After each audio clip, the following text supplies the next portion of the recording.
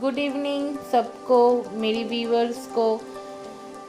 2 हफ्ते पहले का नज़ारा देखिए, एक भी गाड़ी नहीं है रास्ते पर, एक भी नहीं।